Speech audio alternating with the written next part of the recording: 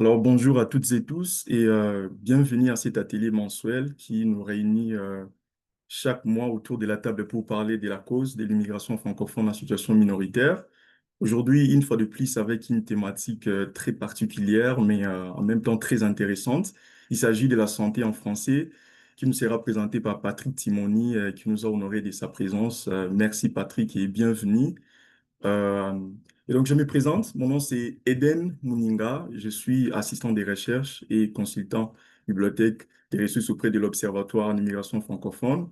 Aujourd'hui, je serai l'animateur de cet atelier et c'est un réel plaisir pour moi d'animer cet atelier qui réunit nos partenaires gouvernementaux, communautaires ainsi qu'universitaires, des chercheurs et chercheuses, des acteurs des terrains, des étudiantes et étudiants ainsi que des immigrantes et immigrants francophones hors Québec.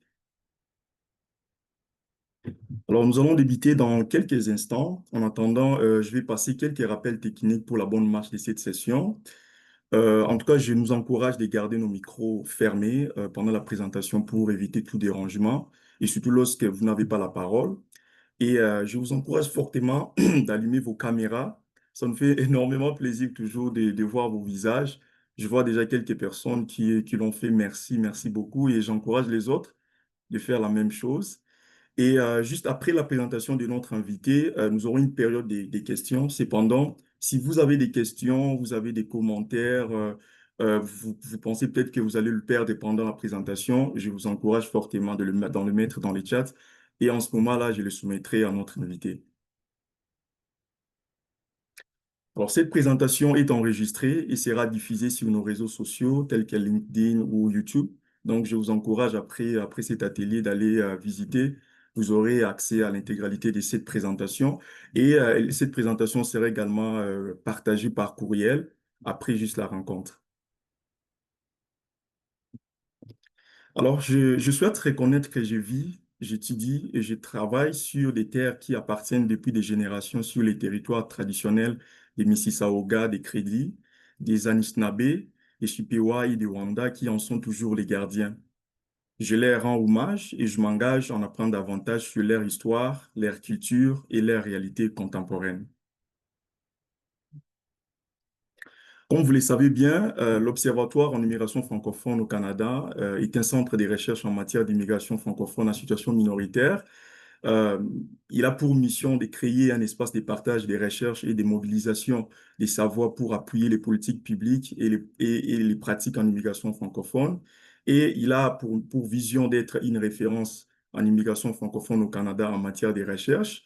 Et il incarne des valeurs telles que l'ancrage dans la francophonie canadienne, avec une approche collaborative et participative, ainsi qu'une rigueur scientifique dans l'innovation et dans l'accessibilité des connaissances.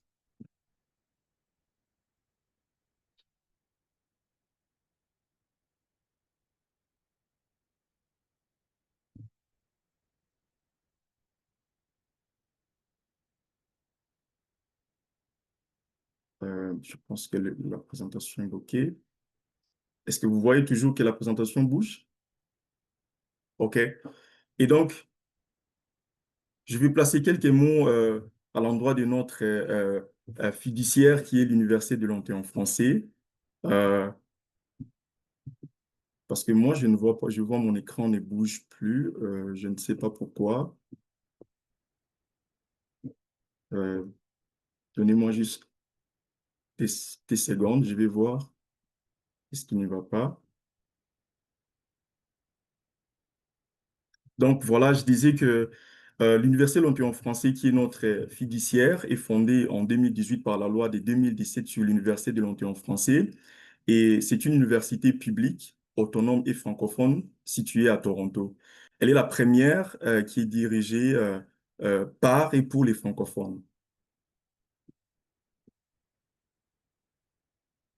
Euh, Merci beaucoup, merci. Je crois qu'elle a... ouais, ça fait bloguer, merci. Et donc, l'UF propose 6 baccalauréats spécialisés tels que l'administration des affaires, la santé mentale et autres, avec un baccalauréat en éducation ainsi que des micro-certificats. Donc, je vous encourage fortement d'aller visiter leur espace numérique pour en apprendre davantage. Donc, comme je l'ai souligné tout au début, si vous avez des questions, des suggestions pendant la présentation, n'hésitez pas de le mettre dans le chat. Vraiment, n'hésitez pas. Je vous encourage fortement. Alors aujourd'hui, nous avons le plaisir d'accueillir Patrick Timoni, qui nous a honoré de sa présence. Patrick Timoni est un chercheur principal au Centre des recherches en santé dans le milieu ruraux et du Nord à l'Université Laurentienne à Sudbury en Ontario. Il est reconnu pour ses travaux sur l'accès aux services de santé en français dans les communautés francophones minoritaires, en particulier dans le nord de l'Ontario. Donc, son expertise porte sur la qualité des services de santé en français, l'offre avec des services linguistiques dans le domaine médical, ainsi que l'impact des langues sur l'expérience des patients francophones. Alors, sans plus tarder, je vais passer la parole à notre panéliste Patrick Timoni. Cool. Bon, j'étais en sourdine. Merci beaucoup, Eden. Je vais juste partager mon écran. Euh, Faites-moi signe si vous voyez comme il faut. Oui, il semble que oui. OK, ben merci, Eden, et merci à tout le monde pour être ici aujourd'hui avec nous. Alors, c'est bien ça. Aujourd'hui, on va parler un petit peu de l'accès et de l'offre des services de santé en français. Avant de commencer, je voulais juste indiquer que le bilinguisme est le bienvenu. Quoique je vais présenter en français, je vous encourage de poser vos questions et d'avoir des discussions dans la langue officielle de votre choix. Je mets toujours ces diapos, elle vaut plus quand je présente en anglais, parce que souvent, il y a peu de francophones dans la salle et j'aime encourager la discussion en français, mais tout de même, j'encourage le bilinguisme. J'aimerais aussi reconnaître certains des collaborateurs avec lesquels je travaille depuis quelques années. Ce que je vous présente aujourd'hui, c'est vraiment une synthèse à haut niveau de toute l'information ou certaines informations que nous avons gagnées dans les dernières années. Alors, c'est le résultat du travail avec des collaborateurs. C'est pas juste mon travail que je vous présente. Alors, pour commencer, on va explorer un petit peu la population francophone au Canada. Et la première chose qu'on peut regarder, c'est le pourcentage, le nombre de francophones au Canada. Donc, selon la première langue officielle parlée, 21% de la population du Canada est francophone ou a le français comme première langue officielle parlée. Ce pourcentage est élevé parce que ça comprend le Québec.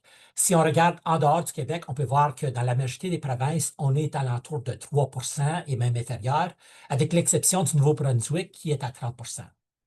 Mais on peut regarder à d'autres indicateurs de francophonie, par exemple, la capacité d'avoir une conversation en français et en anglais. Et on peut voir qu'au niveau du pays, c'est à 18%, mais que dans la majorité des provinces, ce pourcentage a augmenté de ce qu'on avait vu avec la première langue officielle parlée. Donc, en Ontario, 10,8% de la population peut avoir une conversation en français et en anglais. C'est à 34% au Nouveau-Brunswick et ça diminue au Québec à 46%.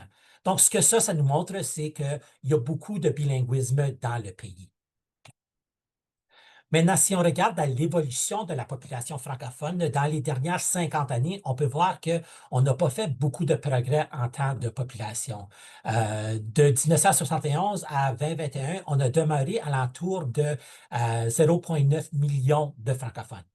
Pourtant, la proportion de francophones dans le pays se trouve à être diminuée. On a passé de 6% en 1971 et on était à 3% en 2021. Donc, ce que ça nous dit, c'est que les francophones, on n'est pas en train d'augmenter et on n'augmente pas au même rythme que le reste de la population. Et donc, une minorité linguistique qui devient encore plus minoritaire quand le reste du pays augmente et la francophonie reste un peu stable où on est. Pourtant, un des efforts pour aider à améliorer la francophonie au Canada, c'est avec l'immigration francophone. Et on peut voir à la gauche que dans les 5 dernières années, nous avons vu une amélioration, une augmentation du nombre de résidents permanents d'expression française qui ont été admis au Canada. Donc, on est en train d'accepter plus de francophones et, comme on va le voir, c'est une stratégie pour aider à améliorer la population ou le taux de francophones au Canada.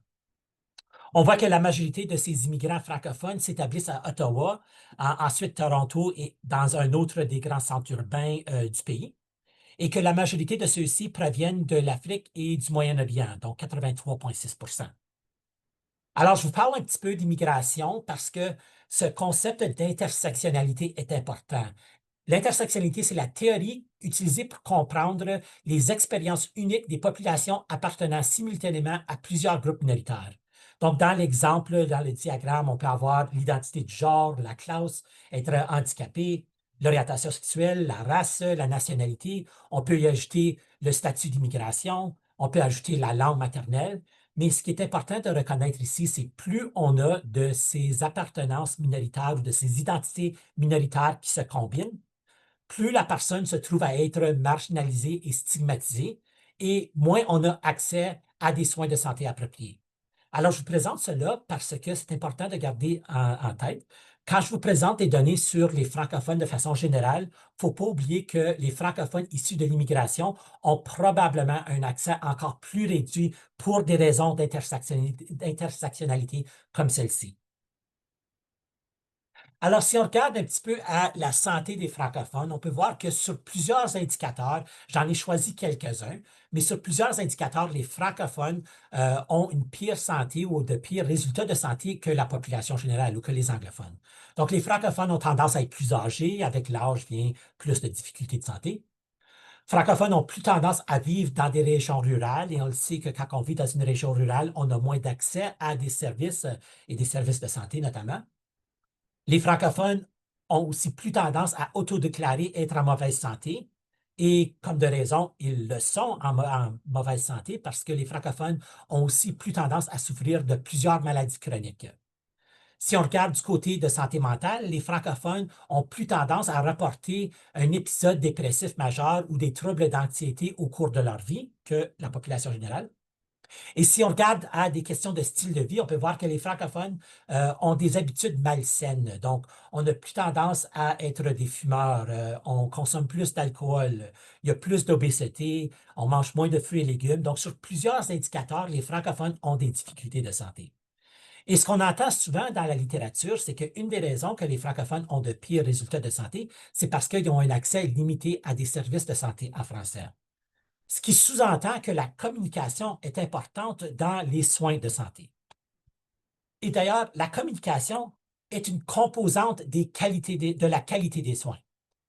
Ou la communication, c'est l'outil principal utilisé pour échanger de l'information sur la santé. Donc, un fournisseur de soins doit être un bon communicateur pour être capable de recevoir de l'information du patient ou du client et pour offrir un traitement, pour offrir de l'information. De plus, la qualité des soins dépend de la communication. Et la littérature est riche avec des exemples de comment une mauvaise communication ou une bonne communication, excusez-moi, peut améliorer la santé, tandis qu'une mauvaise communication peut aggraver la maladie. Et pour cette raison, être un communicateur ou un bon communicateur est reconnu comme étant un rôle d'un expert médical. D'ailleurs, c'est un des rôles dans le cadre CanMeds pour les médecins.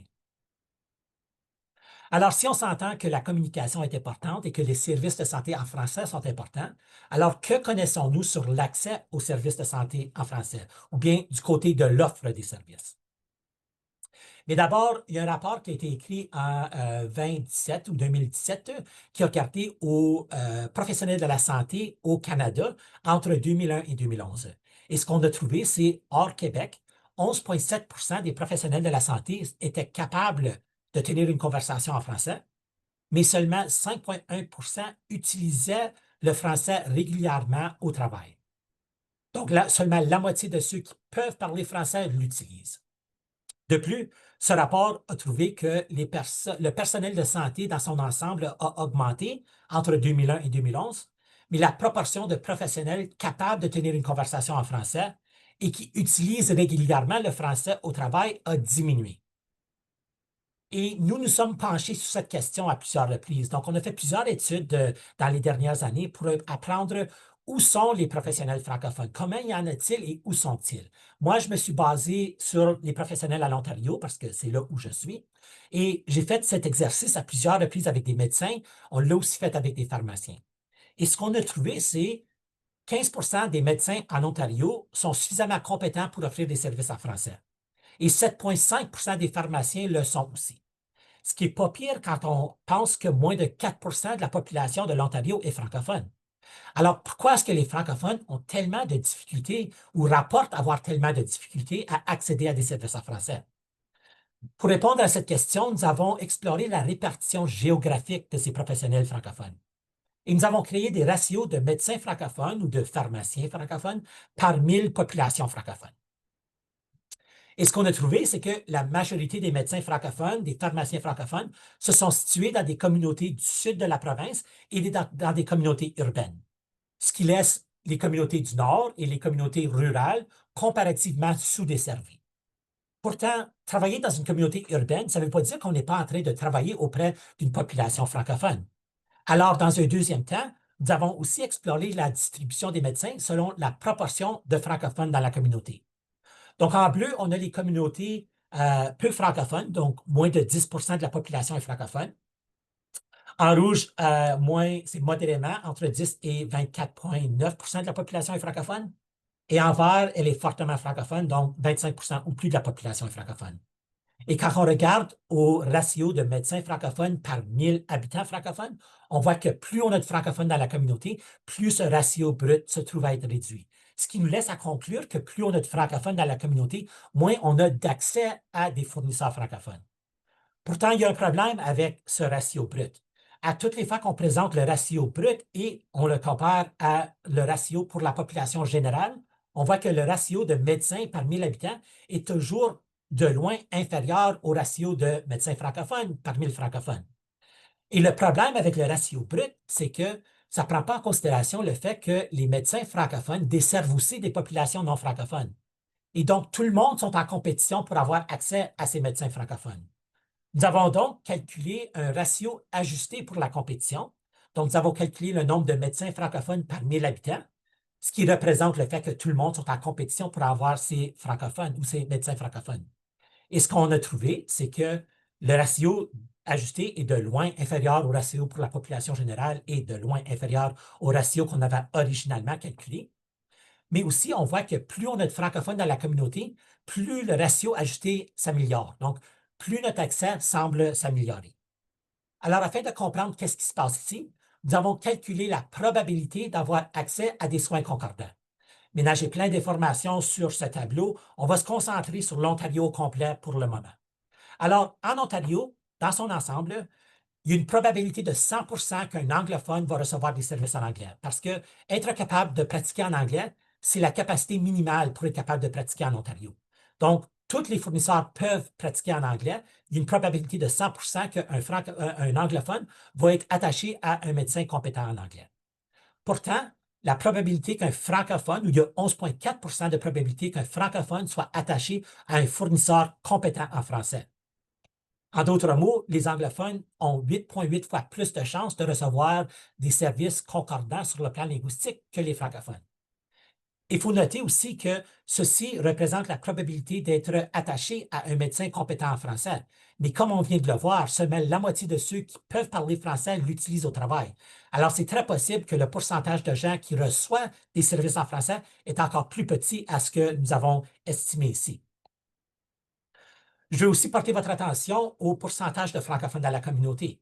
Parce que qu'est-ce qu'on voit ici, c'est plus on a de francophones dans la communauté, plus la probabilité d'avoir accès à des services en français ou avoir accès à un médecin francophone augmente.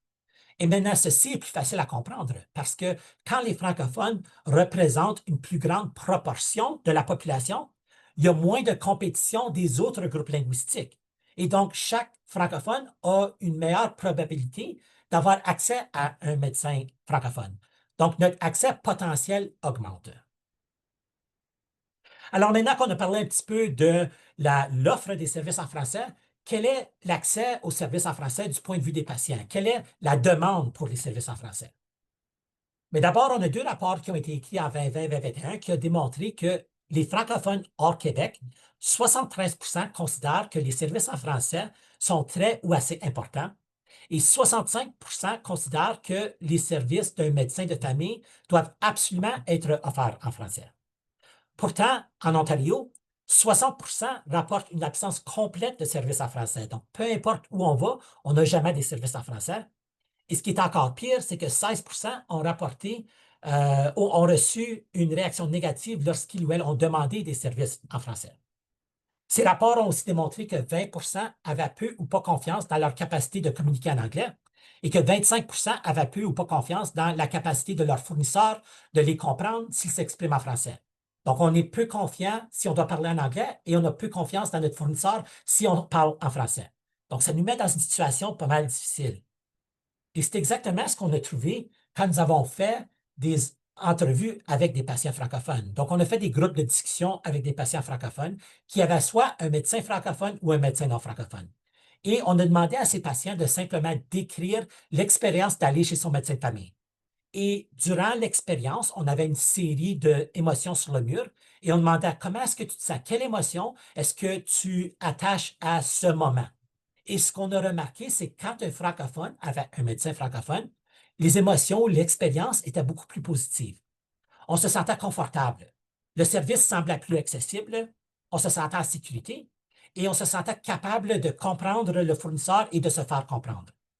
Tandis que quand le francophone avait un médecin non francophone, c'était les mêmes émotions, mais ressenties de façon négative. Donc, l'inconfort, l'inaccessibilité, l'insécurité et l'inaptitude.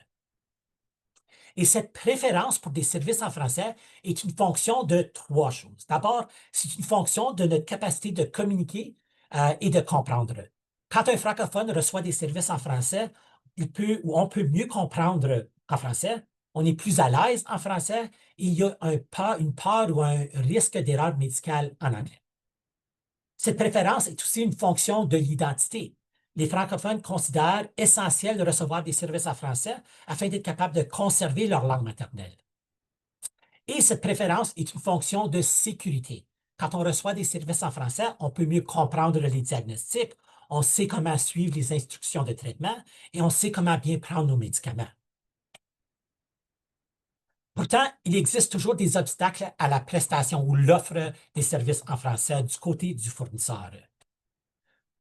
Donc, une chose, on entend très souvent, c'est que les fournisseurs francophones sont en grande demande, qu'ils sont surchargés. Alors, on s'est demandé cette question. On est retourné aux données de l'Ordre des médecins et chirurgiens de l'Ontario et on a regardé le nombre d'heures de travail et le nombre de patients qu'on voit. Et ce qu'on a remarqué, c'est que les médecins francophones qui travaillent dans une communauté à haute densité de francophones avaient une charge de travail plus élevée. Donc, travaillaient plus d'heures par semaine et voyaient plus de patients par semaine que leurs collègues non francophones. Et dans le nord de l'Ontario, cela représente 5 heures de plus par semaine en moyenne et 20 patients de plus en moyenne par semaine. Ce qui est quasiment comme travailler une journée de plus que nos collègues non francophones. Alors, cela met nos fournisseurs francophones à risque d'épuisement professionnel. De plus, nous avons fait des entrevues avec des médecins qui travaillent dans des communautés à haute densité de francophones et ils ont noté certains obstacles pour desservir une population francophone. D'abord, ils ont noté la discordance linguistique, surtout chez les médecins non francophones, que oui, ça devient un problème parfois. Ils ont aussi noté les caractéristiques des patients francophones. Donc, le fait que les francophones sont plus âgés, ont plus de troubles, de maladies chroniques, ont des habitudes malsaines, toutes ces choses-là, les médecins l'ont remarqué dans leurs patients aussi. Ils ont aussi noté la dominance de l'anglais en médecine. Donc, la plupart des médecins ont été éduqués en anglais, communiquent avec leur ordre professionnel en anglais, communiquent avec leurs collègues en anglais. Toute la littérature qu'on reçoit, c'est en anglais. Alors, on passe 90 de notre journée de travail en anglais et ça devient difficile ensuite de pratiquer en français quand on est francophone. Donc, le fait que l'anglais domine dans la médecine devient un obstacle. Le manque de professionnels francophones a aussi été noté. C'est difficile de recruter et de retenir non seulement des professionnels, mais de l'aide qui est bilingue. Et finalement, on a noté qu'est-ce que nous avons appelé des insensibilités linguistiques. Alors, ce que je veux dire par cela, c'est quand on avait un patient ou un médecin non francophone, ou un francophone, excusez-moi, un médecin qui peut offrir des services en français, ce qu'il nous disait, c'est que ben, je connais assez bien mes patients pour savoir qui veut des services en français et qui ne les veut pas. Qui est excellent si c'est vrai. Mais si on se base sur une assumption, si on est en train de présumer qu'on connaît la langue de préférence des patients et qu'on n'a jamais eu la conversation avec le patient pour savoir quelles sont leurs préférences, c'est très possible qu'on a des patients francophones qui préféreraient être servis en français, mais se contentent du service en anglais et n'osent pas demander un service en français. De l'autre côté, chez pas tous les médecins anglophones, mais chez un nombre important de médecins anglophones, ce qu'on entendait, c'est que ben, les services en français sont pas importants parce que les gens sont bilingues. Et ce qu'on a remarqué, c'est qu'il y avait un écart entre les croyances des patients et des fournisseurs. Quand on parlait aux patients, ils nous disaient des choses comme je suis beaucoup plus à l'aise si je peux m'exprimer en français, même si je parle un assez bon anglais.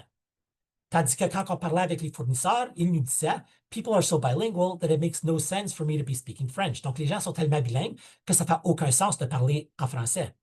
Et ce qu'on a remarqué, c'est qu'il n'y avait jamais eu la communication entre les deux. Ils n'ont jamais eu la discussion de quelles sont vos préférences linguistiques et quelles sont mes limites et mes capacités pour offrir des services dans votre langue préférée. Et on ne peut pas blâmer les fournisseurs pour penser que les francophones sont bilingues. Ils le sont. 93% des francophones en Ontario déclarent avoir une connaissance du français ou de l'anglais, excusez-moi. Pourtant, c'est important de noter qu'une capacité de converser en anglais n'est pas une littératie en matière de santé. Plusieurs francophones ont un très beau vocabulaire en anglais dans certaines composantes de leur vie, surtout qu'est-ce qui touche leur profession. Mais dans d'autres composantes de leur vie, ils ont un très bas vocabulaire. Quand ça vient le temps de parler de leur santé et de leur santé mentale, ils n'ont jamais parlé de ça en anglais. C'est juste à la famille, avec la famille en français qu'on en parle. Alors, quand ça vient à ces questions ici, ils ont un vocabulaire et une compréhension réduite. Il y a souvent une incapacité de décrire leurs besoins et leurs émotions. C'est difficile de traduire une émotion que tu n'as jamais expliquée dans ta langue première et maintenant essayer de le traduire dans une langue seconde. C'est quasiment impossible. Et il y a souvent une mauvaise compréhension du traitement. De plus, on retrouve aussi qu'il y a une certaine hésitation à demander des services en français, que la majorité des francophones en situation minoritaire ne vont pas exiger leurs services en français. Et on voit cette différence, cet écart entre le désir pour des services en français et la demande pour les services en français. 60% des francophones préféreraient avoir des services en français et 75% considèrent que les services en français sont importants.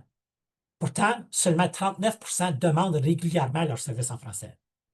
12% cherchent activement des services en français dans leur communauté et 14% se déplacent hors de leur communauté pour accéder à des services en français. Alors, c'est important de noter qu'une absence de demande ou utilisation des services en français n'est pas une représentation d'une absence de besoin ou de désir. Alors, qu'est-ce qu'on voit par l'entier du pays, mais qu'est-ce que moi je vais en Ontario souvent, c'est ce cercle vicieux où les fournisseurs sont moins susceptibles d'offrir des services en français s'il n'y a pas de demande et les patients sont moins susceptibles d'utiliser les services en français s'il n'y a pas d'offre.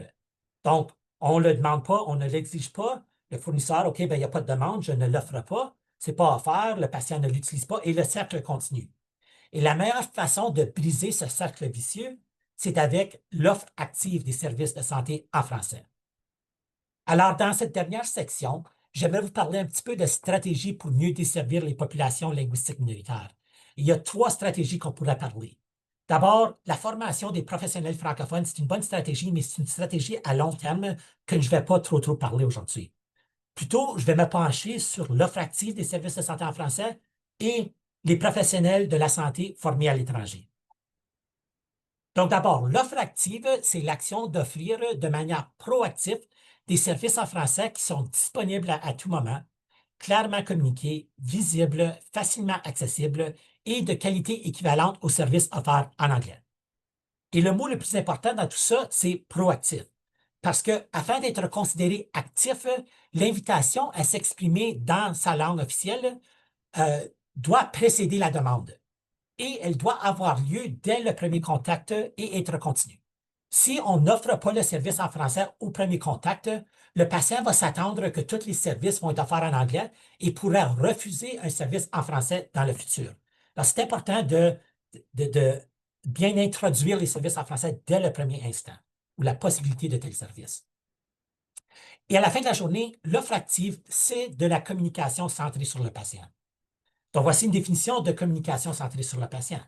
Ça commence par un dialogue sur les besoins et les valeurs du patient. Donc, c'est ce que c'est de l'offre active. Quelles sont vos valeurs linguistiques? Quels sont vos besoins linguistiques? Ensuite, on fournit des informations dans un langage accessible. C'est ce que c'est de l'offre active. C'est de trouver quelle est la langue de confort du patient et essayer d'offrir des services dans cette langue. Et on invite le patient à participer au processus de décision. qui est impossible quand le patient ne peut pas comprendre et se faire comprendre par le fournisseur. Alors, quand je présente ce concept aux étudiants en médecine, j'aime souvent penser à la langue, aux deux langues officielles comme étant sur un continuum. Alors, ce que je leur dis, c'est que imaginez que vous avez un patient qui se trouve ici, plutôt francophone, connaît un petit peu d'anglais sur ce continuum, et que le fournisseur se trouve ici, plutôt anglophone, connaît un petit peu de français, a fait un petit peu de français à l'école. Il n'y a personne qui demande au fournisseur d'être ici, d'offrir des services à 100% en français. Le fournisseur n'est pas là, puis le patient n'est pas là. Ce n'est pas nécessaire d'offrir tout 100% en français. Mais au même respect, ça ne fait pas de sens non plus de prendre 2, 3 pas de reculons et offrir tout en anglais. Parce que le patient n'est pas là et le fournisseur a certaines capacités linguistiques qu'il pourrait exploiter. Alors, l'important, c'est de rencontrer le patient dans le milieu. C'est ce que c'est l'offre active. C'est d'apprendre des stratégies pour adapter notre style de communication pour mieux communiquer avec notre patient. Et l'offre active est important. Dans une étude que j'ai faite, nous avons créé un questionnaire de satisfaction avec des questions d'offre active et nous avons exploré pour voir s'il y avait une corrélation entre l'offre active et la satisfaction. Ce qu'on a trouvé, c'est chez les anglophones, il n'y avait aucune corrélation. C'était quasiment une ligne droite, là. C'était nul. Tandis que chez les francophones, nous avons vu une corrélation positive, significative et plutôt forte, de sorte que plus les francophones reconnaissent des comportements d'offre active chez son médecin, plus on était satisfait avec les soins. Et ceci, c'est important pour deux raisons. D'abord, ça nous dit qu'on peut améliorer l'expérience du patient simplement en ajoutant des comportements d'offre active à notre pratique. Et aussi, ce que ça nous dit, c'est que l'offre active ne va pas nuire à nos patients non francophones. Si ça serait nuisible, on verra une corrélation négative. Mais les anglophones ne le remarquent même pas. Pourtant, les francophones qui en ont besoin vont le remarquer et vont l'apprécier. Alors, pour ceux et celles qui sont intéressés dans l'offre active, je vous encouragerais d'aller visiter la formation offreactive.ca. C'est une formation gratuite en ligne qui a été développée par le réseau du mieux-être francophone du nord de l'Ontario. Il y a probablement d'autres formations qui existent, mais celle-là, c'est celle que moi, je suggère parce que je suis un membre du réseau. À part l'offre active, l'autre stratégie que j'aimerais parler, c'est l'utilisation des professionnels de la santé formés à l'étranger. Et en 2024, la Chambre des communes du Canada a publié ce rapport sur l'immigration francophone et il y avait certaines recommandations. Notamment, on aimerait voir accroître le taux d'immigration francophone. On voulait que ce soit 12% en 2024, ça ne l'était pas, c'était plus proche de 6%. Mais on aimerait que ça monte jusqu'à 20% en 2036. Donc, 20% des nouveaux arrivants soient francophones. On veut aussi améliorer le processus de reconnaissance des titres et des compétences reçues à l'étranger. Donc, dans le domaine de la petite enfance, de l'éducation et notamment pour qu'est-ce qu'on parle aujourd'hui, dans le domaine de la santé. Et finalement, on aimerait accroître le recrutement et la rétention des étudiants étrangers francophones. Donc, on veut plus d'étudiants étrangers dans nos écoles, et dans nos établissements de formation postsecondaire et dans nos écoles de médecine. Et on peut voir que le gouvernement du Canada commence déjà à suivre certaines de ces recommandations. Même avant que le rapport sorte en 2023, le gouvernement du Canada a annoncé une contribution de 1,49 million de dollars au Collège royal des médecins et chirurgiens du Canada afin d'élargir et d'accélérer la route d'évaluation par la pratique pour les médecins spécialisés diplômés à l'étranger, pour reconnaître leurs capacités. Et on peut voir que ce type d'immigration professionnelle peut porter fruit, commence à porter fruit.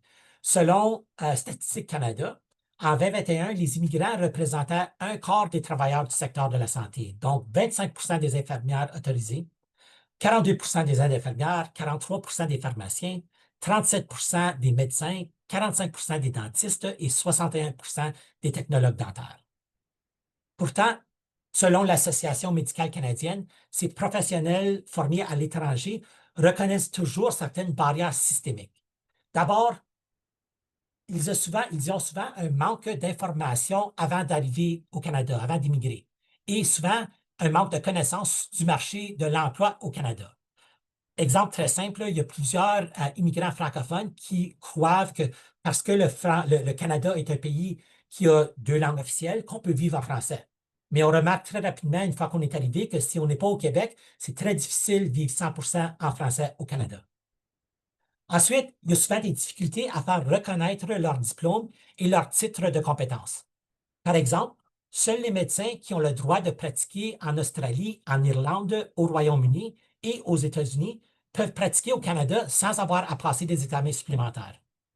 Et pour ceux qui doivent passer des examens supplémentaires, ces examens de compétences ont seulement lieu quelques fois par année. Donc, on doit attendre pour être capable de les faire. Et souvent, arrivé au Canada, on doit retourner aux études pour être capable de démontrer nos connaissances. Pourtant, il y a un nombre très limité de postes de résidence pour les diplômés internationaux. On ajoute à ceci la complexité des politiques et de la procédure d'accréditation. Souvent, c'est difficile pour les médecins formés au Canada de passer à travers tout le processus d'accréditation. C'est encore plus difficile quand on n'est pas du Canada. Et le temps et les frais relatifs au processus d'immigration et la vérification des compétences fait qu'on doit attendre pour être capable de pratiquer. Et si on doit attendre pour être capable de pratiquer notre profession, souvent, ces personnes immigrantes vont trouver un autre emploi et souvent ne vont jamais travailler dans leur domaine. Donc, il y a plusieurs défis à pouvoir travailler dans son domaine. De plus, on retrouve une surdépendance des professionnels formés à l'étranger dans les régions rurales et nordiques. Par exemple, en 2024, la province de l'Ontario a annoncé l'ajout de 100 nouveaux médecins de famille dans les collectivités rurales et du Nord, et ceci étant le résultat du programme Préparation à la pratique médicale en Ontario, donc pour reconnaître les titres médicaux. Mais il faut noter que ce programme est seulement disponible en anglais, et donc ce n'est pas des fournisseurs francophones que nous avons ajoutés. De plus, dans les communautés rurales, on a deux modèles ou deux stratégies de recrutement qui sont utilisées souvent. D'abord, on a des ententes de services post-formation. Donc, plusieurs professionnels formés à l'étranger qui viennent au Canada doivent retourner aux études. Et donc, une petite communauté sous-desservie pourrait dire, OK, nous, on va vous payer un pourcentage de vos frais de scolarité si vous allez retourner pratiquer ici une fois que vous graduez. L'autre option, c'est des licences provisoires où le professionnel est placé temporairement dans une communauté sous-desservie en attente que leurs inscriptions professionnelles soient complètes. Dans les deux cas, on doit retourner dans une communauté sous-servie pour un certain montant de temps. Pourtant, selon la Fondation canadienne pour l'amélioration des services de santé et le Réseau canadien des professionnels de la santé, c'est un mythe que les médecins diplômés à l'étranger sont la solution à la pénurie des médecins dans les régions mal desservies, parce que des stratégies comme ceux qu'on vient de parler nous donnent naissance au phénomène de la porte tournante. Donc, les gens vont demeurer dans la communauté en autant que l'incitatif monétaire est là. Mais aussitôt qu'on a rempli nos exigences et on ne doit plus être dans cette communauté, on va quitter parce qu'on ne voulait pas être là en premier temps. Et ça, c'est pas bon pour la communauté parce que c'est la porte tournante. On a toujours des nouveaux fournisseurs et donc on n'a pas de continuité des soins avec un plus petit nombre de fournisseurs. On est toujours en train d'avoir des nouveaux gens. Alors, pourquoi est-ce que le recrutement des professionnels formés à l'étranger ne fonctionne pas dans des communautés rurales? Bien, il y a deux raisons principales. D'abord, il y a un certain isolement social. Pour les personnes qui sont immigrées au Canada et se trouvent dans une petite communauté rurale, ils sont souvent éloignés de leur famille et de leurs relations sociales. Ces petites communautés ont souvent une absence de population immigrée et de soutien culturel et religieux. De plus, il y a souvent une limite des possibilités d'emploi et d'éducation pour la famille. Et on a toujours des expériences de racisme et de discrimination qui continuent dans ces communautés. Donc, on ne se sent pas accepté, on ne se sent pas comme on est partie de la communauté. De plus, il y a aussi l'isolement professionnel. Donc, dans les communautés rurales, on travaille de longues heures. La charge de travail est plus lourde. Le champ de pratique est plus élargi. On a souvent des congés limités parce qu'on a des petites équipes. Donc, il n'y a personne pour nous remplacer. On ne peut pas aller en vacances. Et les possibilités limitées pour le développement professionnel et pour l'avancement. Donc, les immigrants qui viennent dans ces petites communautés rurales ne veulent pas nécessairement rester là parce qu'ils ne se sentent pas comme s'ils peuvent avancer dans leur carrière et ne se sentent pas acceptés dans ces communautés. Pourtant, il existe des stratégies pour mieux recruter et retenir ces personnes. D'abord, recevoir une formation médicale dans les régions rurales est important. Maintenant, je le sais que quelqu'un qui immigre, qui vient au Canada, n'a pas d'expérience dans les communautés rurales du Canada. Mais si au moins, quand il retourne aux études, si on doit faire un placement, si on doit faire une résidence, si on peut être placé dans une communauté rurale, on va apprendre qu'est-ce que c'est la pratique rurale au Canada. Patrick, si vous pouvez conclure, on est... Oui, c'est ma Oui, dernière merci. propos. Ensuite, on peut faciliter l'intégration. Donc, on peut appuyer la conjointe pour trouver un emploi dans leur domaine d'études et on peut aider les enfants à se connecter à des activités éducationnelles et parascolaires. Et finalement, ce qui est le plus important, c'est d'attirer des professionnels avec les caractéristiques qui les rendent plus susceptibles de rester. Donc, les communautés doivent faire attention à bien communiquer le type de mode de vie qu'ils peuvent offrir. Donc, quel type de logement, quel type d'éducation, quel type de loisirs est-ce qu'on peut faire? Si on peut recruter quelqu'un qui veut faire du camping, la chasse, la pêche, les activités qu'on a dans les communautés rurales, cette personne-là va avoir plus tendance à vouloir rester que si on recrute quelqu'un qui veut aller au théâtre une fois par semaine. Et ce n'est pas une possibilité dans les communautés rurales. Alors voilà, en gros, ce que j'ai préparé pour vous sur les défis à l'offre et l'accès et possibilités de stratégie pour surmonter ceux-ci. Merci. Merci beaucoup, merci Patrick. Vraiment une présentation très pertinente et vraiment j'ai appris beaucoup de choses. Je ne saurais les citer toutes et tous. En tout cas, j'ai noté beaucoup de choses et je sais que vous avez des questions, vous avez des commentaires, vous avez des suggestions qui pourront nourrir la réflexion. Alors, je vous laisse la parole. Si vous avez des questions, n'hésitez pas à lever la main. Je vous accorderai la parole. Et si vous avez des questions, vous pouvez aussi les mettre dans le chat. Je vais aller vérifier puis je le soumettrai auprès de notre invité.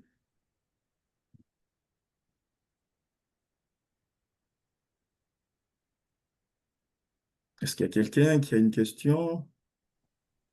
Madame Kimberly. Merci, je peux me lancer. Merci, la présentation était vraiment très, très intéressante. Première question, je serais curieuse de connaître si vous avez les données par rapport au pourcentage de professionnels de la santé, mais francophones. Sur une des diapos, vous avez présenté le pourcentage de dentistes, d'infirmiers, etc. Est-ce que vous les avez au niveau francophone? Ça, excusez-moi, c'était pas au niveau francophone, c'était juste les immigrants, pas les immigrants francophones. Et non, Mhm. ça, c'était une étude de Statistique Canada que j'ai ressortie, puis il n'y avait pas les données au niveau des immigrants francophones, c'était immigrants. OK. euh, OK, c'est immigrant de manière générale. Ouais, ce serait c'est ça, de intéressant. manière Ce serait générale. intéressant d'avoir les données spécifiquement pour la francophonie et voir s'il y a des nuances. Merci. Je vais m'en arrêter là pour le moment. Je sais qu'il y a d'autres personnes qui ont des questions.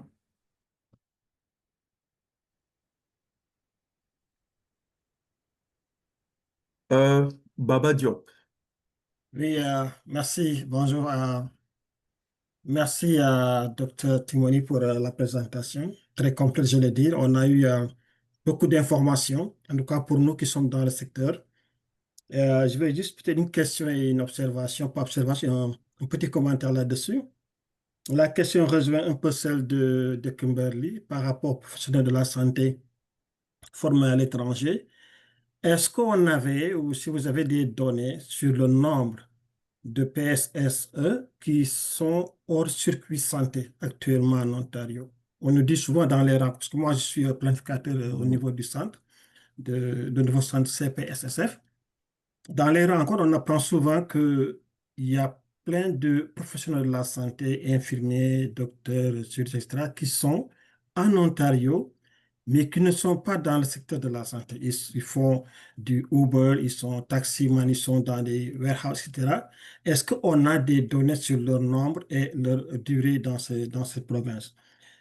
L'autre chose que je voulais ajouter, c'est quand on parle de manque de professionnels de la santé, surtout dans le nord de l'Ontario, par rapport aux deux solutions que vous avez présentées, je trouvais peut-être une autre sous forme de question. C'est quel serait ou quel est le rôle des universités, des écoles de formation de médecine à ce niveau-là? Quand on prend le nord-est de l'Ontario, que je connais un peu, on a à Thunder Bay l'école University. On a également l'école de médecine du Nord.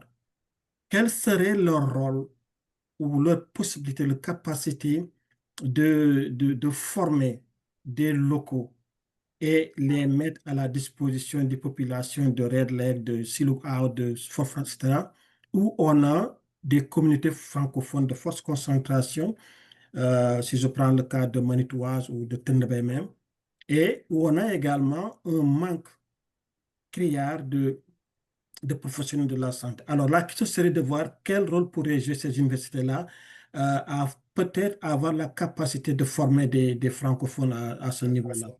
Merci pour moi. Pour le moment, c'est les deux questions que j'avais. Enfin, la seule question d'ailleurs.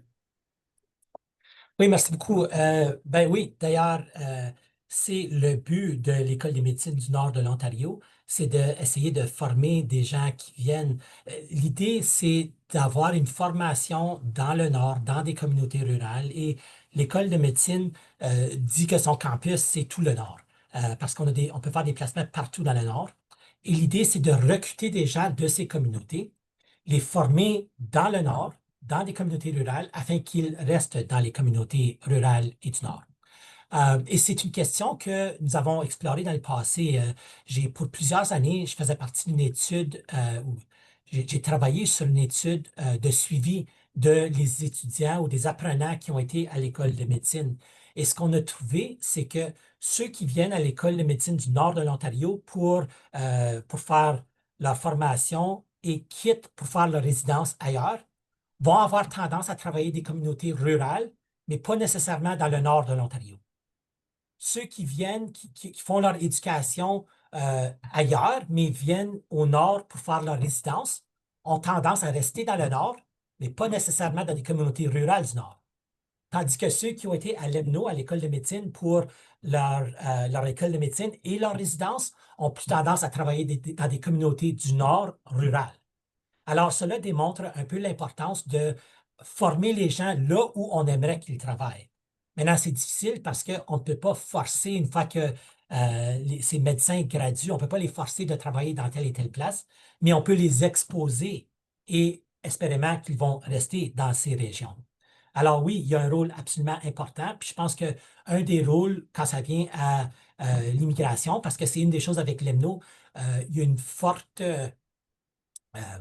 on essaie fortement de recruter des gens qui viennent du Nord, qui veut dire qu'il y a moins de place pour les gens qui sont issus d'immigration. Mais avoir des placements dans le Nord démontrerait ou pourrait exposer ces personnes à la pratique du Nord.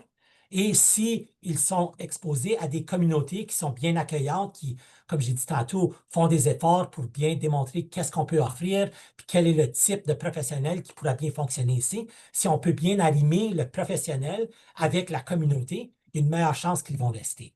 Alors oui, je pense que les écoles de médecine ont un rôle à jouer, et surtout ceux qui sont situés dans les communautés ou dans des régions sous-desservies. Alors ça, c'était ta deuxième question. Je sais que tu avais une autre question, mais là, je l'ai oubliée. Merci, je passerai la parole à Madame Linda Cardinal. OK, merci. Patrick, c'était vraiment très bon. Moi, juste une petite question de politique publique. Qu'est-ce que tu penses de l'inscription de la langue de préférence sur les cartes santé? Est-ce que, selon tes analyses, ça pourrait venir changer la donne? Je pense que c'est une bonne idée, mais ce qui est difficile, c'est comment choisir quelle variable linguistique est-ce qu'on met. Alors, j'ai fait des études sur la variable linguistique. Et de ce que moi j'ai trouvé, ou un peu ma réflexion après avoir fait plusieurs études sur la variable linguistique, c'est que pas toutes les variables sont pareilles. Alors, il faut vraiment mettre la bonne variable pour la raison qu'on veut lui mettre. La raison qu'on va avoir la variable linguistique sur la carte de santé, une des raisons, c'est parce qu'on veut mieux être capable de connaître où sont les besoins des francophones pour être capable de mieux desservir. Donc, c'est pour des fins de planification. Et pour des fins de planification, une question comme quelle est votre première langue officielle parlée ou dans quelle langue est-ce que vous parlez à la maison, des questions qui sont plus statiques comme ceux-là fonctionnent. Mais c'est des variables qui ne représentent pas très bien la préférence pour les services en français. Comme tu le dis, la préférence pour un service en français, c'est une question qui est plus dynamique. Donc, notre préférence pour avoir un service en français va dépendre du service en question et de nos expériences antérieures avec ce service. Donc, par exemple, si je te demande est-ce que tu préfères un steak ou de la pizza, bien, ça va dépendre où on va manger. Si on va à Pizza Hut, tu vas vouloir de la pizza, pas le steak de Pizza Hut. C'est un peu la même idée. Si je te demande, est-ce que tu préfères des services en français ou en anglais, mais ton fournisseur est seulement anglophone, ben, c'est même pas une option de dire français. Donc, qu'est-ce que tu coches? Ce qui est la difficulté avec une variable dynamique comme celle-là. Pourtant, les variables dynamiques sont essentielles pour comprendre l'expérience du patient. Donc, dans des études où nous avons exploré la langue et la concordance entre la langue du médecin et la langue du fournisseur et la satisfaction du patient, ce qu'on a remarqué, c'est quand on a un patient francophone, première langue officielle parlée le français, et qu'on a un médecin qui est compétent en français. Ce sont deux variables statiques. On n'aura pas de différence entre nos groupes. Bon, au moins, il y avait une tendance, mais pas de différence statistiquement significative. Donc, les francophones avec un médecin francophone n'étaient pas plus satisfaits que les francophones avec un médecin anglophone. Pourtant, quand on a posé des variables dynamiques, notamment quelle est votre langue de préférence avec votre médecin de famille et comment souvent est-ce que vous recevez des services en français de votre médecin de famille, donc la langue de préférence et la langue de service qui sont dynamiques, peuvent changer à tout moment. Maintenant, on a remarqué que de façon statistiquement significative, que les francophones qui préfèrent le français et ont un médecin qui leur parle toujours ou souvent en français étaient significativement plus satisfaits avec leurs soins qu'un francophone qui préfère le français, mais le parle rarement ou jamais avec son médecin. Alors, la variable linguistique sur la carte de santé, je pense que c'est essentiel, mais ce qui est très difficile, c'est quelle variable est-ce qu'on utilise et pour quelles raisons. Et moi, qu'est-ce que je pense? C'est une variable plus statique sur la carte de santé nous donne une idée d'un potentiel, un besoin potentiel. Plus on a de personnes qui ont le français comme la première langue officielle parlée, plus ça représente un potentiel pour un besoin d'avoir des services en français. Mais on a vraiment besoin d'avoir une variable plus dynamique pour être capable de mesurer l'expérience des francophones et comment cette expérience peut être changée quand on a une concordance linguistique. Alors, pour moi, la carte de santé peut être plus dynamique pour des fins de planification, mais pour être capable d'évaluer si nos interactions ont un impact sur les francophones, on a besoin d'utiliser des variables plus dynamiques qui rentrent au cœur de l'enjeu ici, qui est la préférence. Dans quelle langue est-ce que vous voulez vos services? Alors, Abdul Malik, merci beaucoup. Et avant de prendre quelques commentaires dans le chat. Oui, j'ai juste une question rapide. Merci pour cette excellente présentation. Je voulais savoir dans quelle mesure les professionnels de santé anglophones ont-ils accès aux formations sur l'offre active proposée en français et quelles mesures de politique publique permettraient de lever les barrières qui existent? oui, alors la formation, notamment celle que j'ai présentée, la formation du réseau du mieux-être, c'est une formation qui est, c'est pour tout le monde, mais vraiment, ça a été créé pour les fournisseurs. Et tout le monde en a accès. C'est une formation qui est gratuite. Donc, tout le monde a accès à cette formation. Et par chance, je viens juste de terminer une étude d'évaluation de cette formation. Et ce qu'on a appris, c'est que tout le monde qui a suivi la formation ont appris quelque chose. Ils ont amélioré leur connaissance sur l'offre active, ils ont amélioré leur attitude envers l'offre active, donc il y avait plus tendance à dire que c'était important après la formation, et ils ont amélioré leur comportement d'offre active. Donc après la formation, ils faisaient plus d'offre active. Pourtant, qu'est-ce qu'on a remarqué aussi, c'est que chez les fournisseurs anglophones, c'était plutôt avec des entrevues avec des fournisseurs qu'on a remarqué ceci, mais ce qu'on a appris, c'est que certains fournisseurs anglophones passent la formation comme si c'est quelque chose qu'on doit faire, puis essaient de s'en débarrasser. Donc, on met la formation sur un écran, on continue à travailler sur l'autre écran, puis on clique, mais on ne regarde pas, on n'est pas en train de vraiment prendre connaissance. Ça, c'est un problème. Puis la raison que c'est un problème, c'est parce qu'on a des politiques publiques qui ont été créées. Donc d'abord, en Ontario, la loi sur les services en français, maintenant, exige que tous les fournisseurs ou tous les services qui sont financés par le gouvernement ont des services non seulement en anglais et en français, mais qu'ils font une offre active de ces services en français. Que c'est la responsabilité du service d'annoncer le fait qu'on peut avoir accès à des services en français. Et donc, il y a plusieurs organismes qui ont créé des politiques internes qui exigent la formation.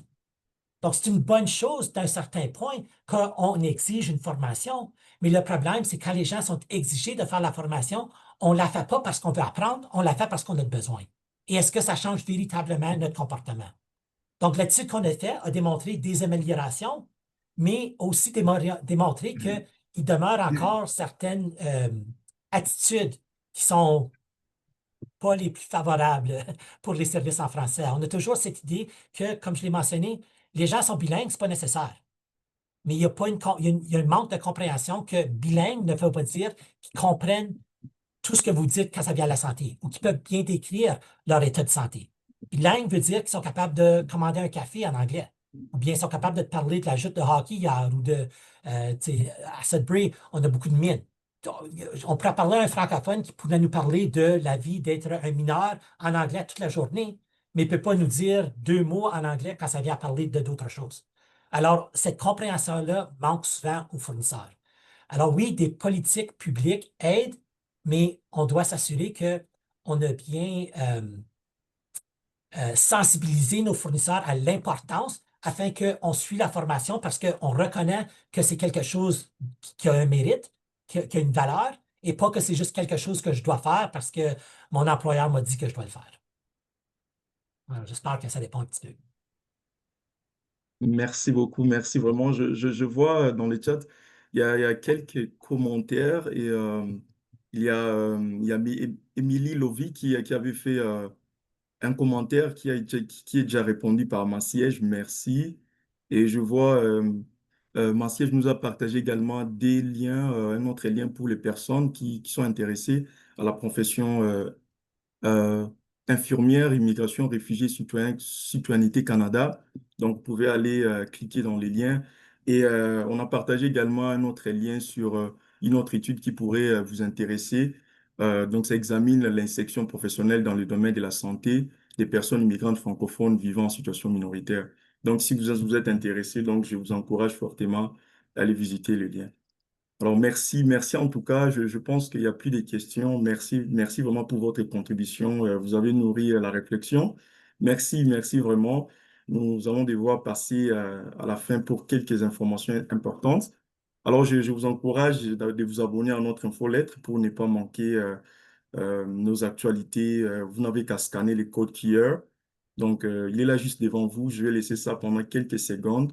N'hésitez pas de scanner. Donc, vous aurez plus d'informations sur nos actualités. Allez-y.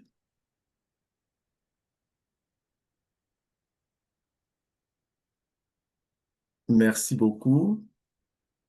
Alors, nous avons prévu un petit sondage juste à la fin, après cette rencontre. Donc, votre avis compte. Nous avons besoin de vos commentaires, des suggestions. Est-ce que vous étiez satisfait? En tout cas, ça va nous aider à bien préparer les choses prochainement. En tout cas, nous vous prions également de scanner les codes et puis de remplir le sondage.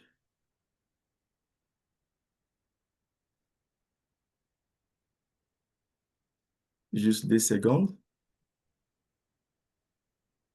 Merci beaucoup.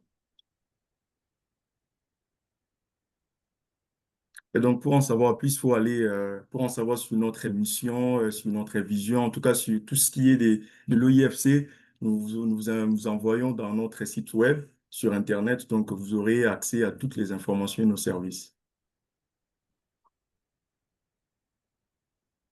En tout cas, moi, c'est à moi de vous remercier. Merci beaucoup. Merci à Patrick pour d'avoir partagé cette belle expérience avec nous, avec des informations importantes. Merci aussi à toutes et tous qui ont pris la part à cet atelier. Ça me fait toujours plaisir de vous voir et surtout vos commentaires. Tout ça nourrit vraiment les débats. En tout cas, merci. Je vous remercie beaucoup et je vous souhaite une bonne continuation et bonne journée et à la prochaine. Merci tout le monde. Merci beaucoup.